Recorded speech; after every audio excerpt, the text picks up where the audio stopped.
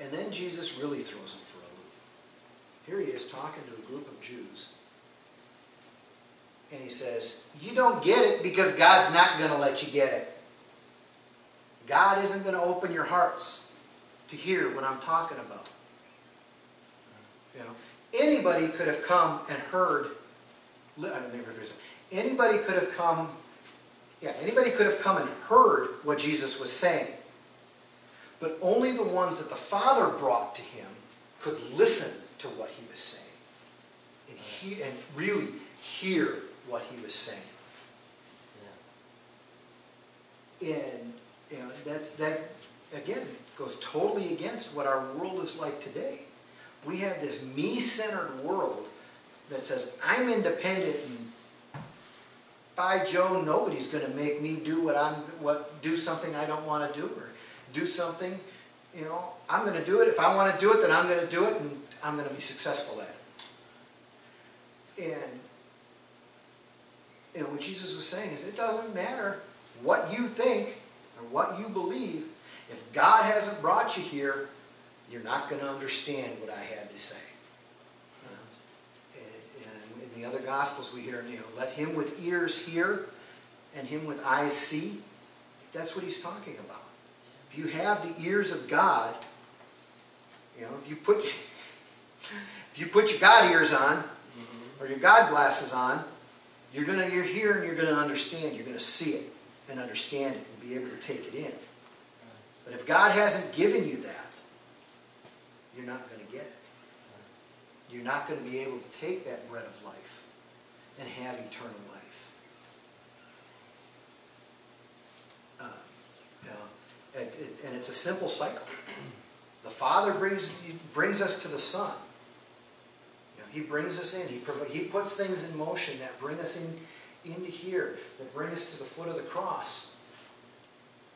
And then it's the Son, the teachings of the Son, that help us to grow and understand what our Creator is about, what the Father is doing. And then that allows us to go back out and do the Father's work, which is believe. And when we believe, we act in a godly manner, we feed the world. Just with our faith, we feed the world.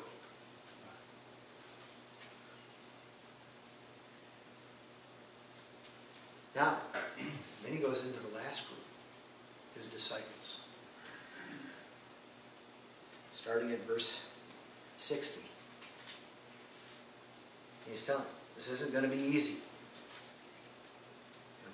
He heard them mumbling amongst themselves, and he asked them, does this cause you to stumble? That you have to eat my flesh? And just prior to that, let me back up a little bit. Verse 54, he says, he who eats my flesh and drinks my blood has eternal life, and I will raise him up on the last day. For my flesh is true food, and my blood is true drink. He who eats my flesh and drinks my blood abides in me, and I in him. As the living Father sent me, and I live because of the Father, so he who eats me, he also will live because of me. This is the bread which came down out of heaven, not as the fathers ate and died. He who eats this bread will live forever. You know, that's you know, and so this, you know, okay. I'm sure, you know, that at the time they're going, wait a minute, you want us to be cannibals? You know, I'd be willing to bet that, you know, whatever the Aramaic word is for cannibalism, they were using that and they're grumbling because they didn't get it. They didn't understand that the bread that he was supplying them now, unlike the bread from the day before, was a bread for their spiritual life. Was the teaching, the bread which came forth from his mouth and from his hands, the kneading that he did of mankind to raise up that bread is what he was talking about. And so I mean, they had a hard time understanding it. And not so much that it was hard to understand, but it was hard to do.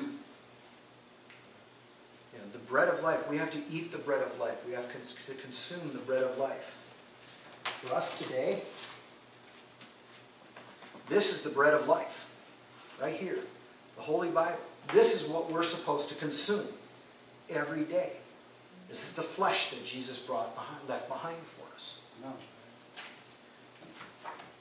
And, you know, in their defense, it would have been easy for them to get confused because there were oftentimes the rabbis taught that the law was flesh or was bread, was the bread to eat. So easy for the confusion to come in. But they were still caught on this whole works versus faith thing, and they were stuck on it. You know, has that changed at all today? No. There is still an argument of faith versus works. You know, in Gospel according to Todd, works brings faith, brings works, brings faith, brings works, brings faith. You know, it's just, you know, one brings the other, and it starts with faith. Which came first, the chicken or the egg? Which came first, works or faith? Faith came first. Faith has to come first in order to produce good works. You have to put your faith in God. You have to put your faith in Jesus. You know, that's what Jesus was saying. You got to have your faith in me and take my flesh, what I'm giving you. You know, and at that time, they didn't know that he was going to be crucified. He did.